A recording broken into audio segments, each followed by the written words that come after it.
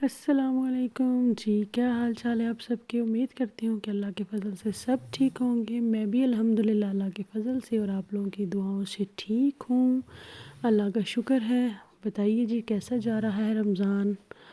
देखते ही देखते पता भी नहीं चला और 25 रोज़े गुज़र गए।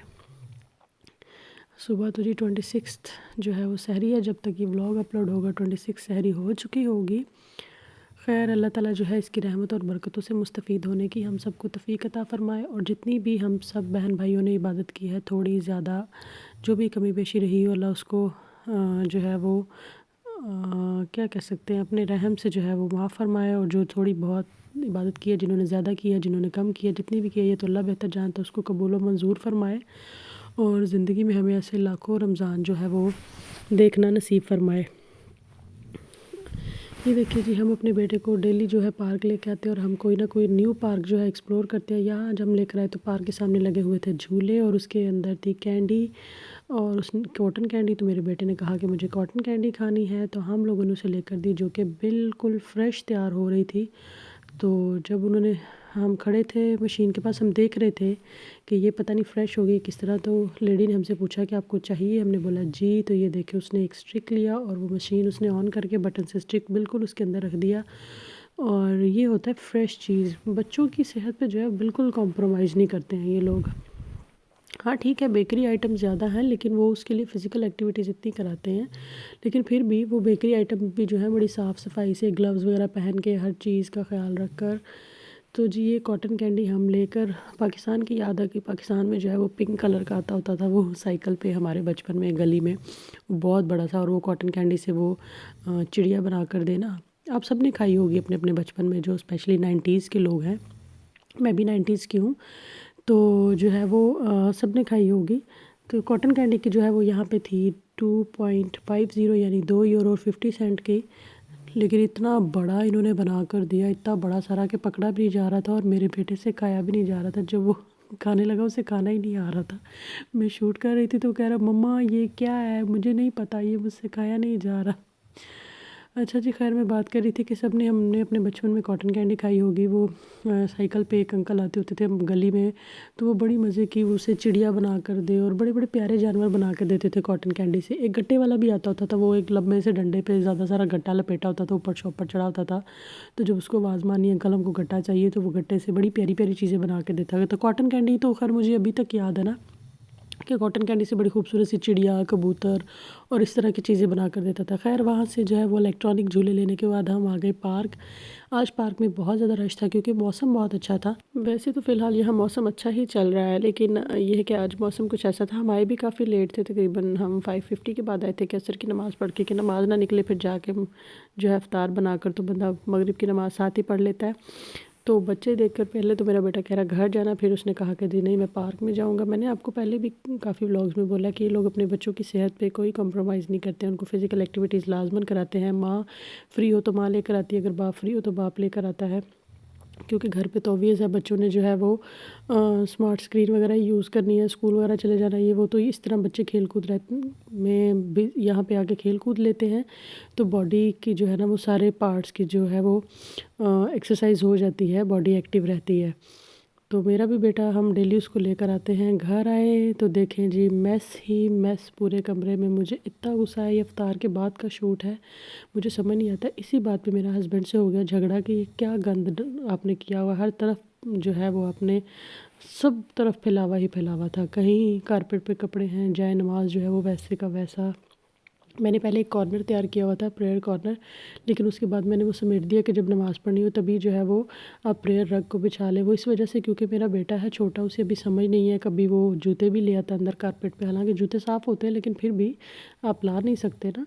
और ये देखें पानी की बॉटल्स उसी तरह रखी हुई हैं, कोई पता नहीं कहाँ इनको उठा के रखना है। बच्चे के खिलौने हैं, वो सारी चीज़ें, क्विल्ट वगैरह थी वो ऐसे ही। कॉफ़ी पी है तो कॉफ़ी का जो है वो गिलास ऐसे का ऐसे ही रखा हुआ है। तो इसी बात पे मेरा उनसे झगड़ा हो गया। वैसे वो बहुत ऑर्गेनाइज्ड है, परदेसी लोग जितने भी होते हैं ना वो बहुत ऑर्गेनाइज्ड होते हैं। ऐसे जैसे हमारे अपने एशिया में होते हैं ना बिगड़े हुए लड़के और ये सारा कुछ, वो इस तरह नहीं होता। जो भी कोई परदेश में होता है वो सब ऑर्गेनाइज्ड हो जाते हैं। लेकिन आज इतना मैस देखकर मेरे दिमाग घूम गया। ये टाल था उन्होंने जो कि नीचे फेंका हुआ था वज़ू करने के बाद, मुझे इस पर भी इतना गुस्सा आया क्योंकि गीला जो टाल होता है ना उसमें स्मेल हो जाती है। ख़ैर मैंने देखा है जितने भी परदेसी भाई हैं, मेरा कज़न ब्रदर है, मेरे हस्बैंड हैं और मेरे हस्बैंड के फ्रेंड थे जर्मनी में, बड़ी चीज़ें ऑर्गेनाइज़्ड और साफ़-सफ़ाई से रखना। तो मेरा आज इनसे इसी बात पे झगड़ा हो गया, क्योंकि इफ्तारी के बाद ना आपका एनर्जी लेवल ज़ीरो हो जाता है, बिल्कुल कुछ भी करने को दिल नहीं करता।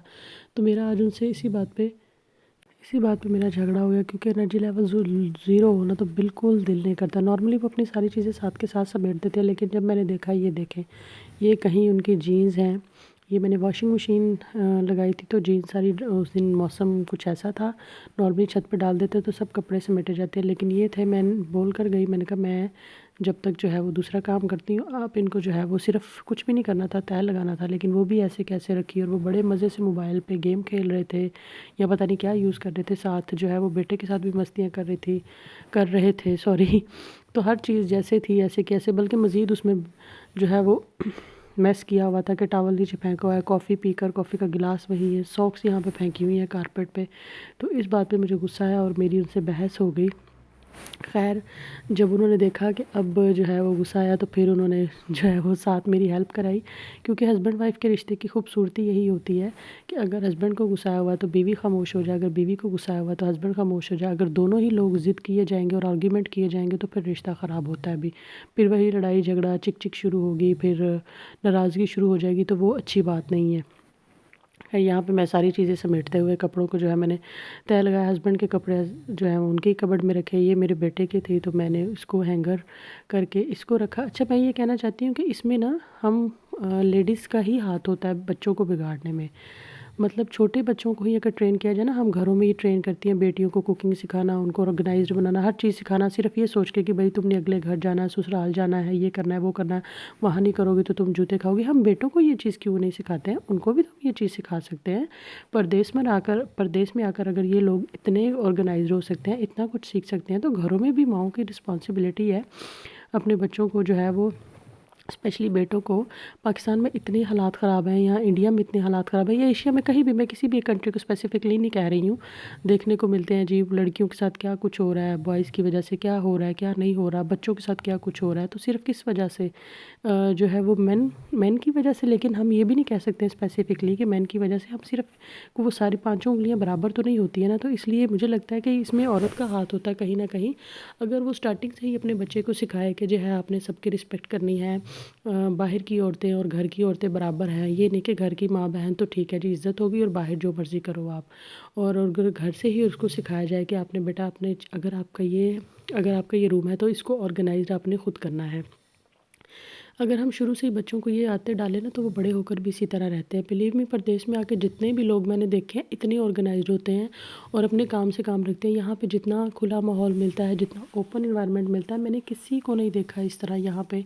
जो मेरे जानने वाले हैं, करीब तरीन हैं, उनमें चले एक तो मेरे हस्बैंड हो गए, या मेरे कज़न हो गए, या मेरे हस्बैंड के दोस्त हो गए जिनके घर हम जर्मनी में रहे हैं, या और बहुत सारे मेरे हैं जानने वाले यहाँ पे। तो मैंने ऑब्ज़र्व किया उन लोगों में ये चीज़ें नहीं है जैसे पाकिस्तानी लड़कों में छिछोरी हरकतें होती है ना, ये चीज़ इन लोगों में नहीं है। अपने काम से काम रखते हैं, जो है वो 10 to 12 आवर ड्यूटी की और बस बात ख़त्म।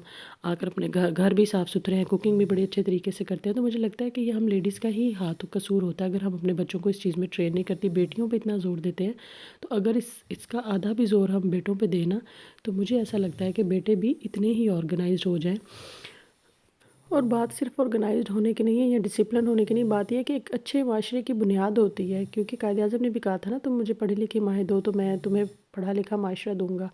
तो अगर एक माँ पढ़ी लिखी होगी या वो अपने बच्चों को या बच्ची को इस तरह से ट्रेन करेगी, तो वो माशरा भी इतना ही जो है वो ग्रूमिंग हो जाएगा, इतना ही प्रोग्रेसिव हो जाएगा। तो ये चीज़ बड़ी ज़रूरी होती है और मुझे लगता है कि हम सब माँओं को यहाँ पे करना चाहिए। यहाँ पे देखिए जी, जब मैंने सफाई सुथराई कर ली, मेरे बेटे का कान का सिरप था, उसके कान में रेशा होता तो डॉक्टर ने दिया था। तो यहाँ पे जो सिरप्स है ना, वो सिर्फ आप 1 वीक ही यूज़ कर सकते हैं या जितना प्रेस्क्राइब्ड हो, उसके बाद आप नहीं यूज़ कर सकते। आपको उसको डस्टबिन में फेंक देना होता है। पाकिस्तान में ये हम करते हैं, नॉर्मली जो पाउडर सिरप होते हैं ना, उन्हें सिर्फ यूज़ करते हैं 1 वीक। बाकी तो हमारे वहाँ पे जब तक डेट नहीं ना एक्सपायर हो जाती, चाहे उस पे 2-2 3-3 साल की डेट हो, चाहे वो खुला भी हो, हम उसको संभाल के रखते हैं। जैसे हर घर में पैनाडोल होता है, पैरासीटामोल, मैं खुद भी यही करती रही हूँ, मुझे आइडिया ही नहीं था कि वहाँ पे ऐसा कोई सीन होता है। फिर बाद में डॉक्टर से पता लगा कि सिरप की ज़्यादा से ज़्यादा डेट होती है वो 1 मंथ होती है, उसके बाद आपको फेंकना होता है। जो पाउडर सिरप होते हैं जो आपको बनाने पड़ते हैं घर में पानी डालकर, उनको तो सिर्फ 1 हफ़्ते के अंदर ही यूज़ करना पड़ता है। तो ख़ैर जी, ये सारी चीज़ें हैं। आप जो है वो अपने बच्चों को सिखाइए, उनको ऑर्गेनाइज़्ड बनाइए, अच्छी-अच्छी बातें सिखाइए, बाकी अच्छा सोचिए, अच्छा कीजिए, खुश रहिए। ये ब्लॉग अच्छा लगा हो तो लाइक ज़रूर कीजिएगा। मेरे चैनल को सब्सक्राइब करना बिल्कुल ना भूलें। अल्लाह हाफ़िज़।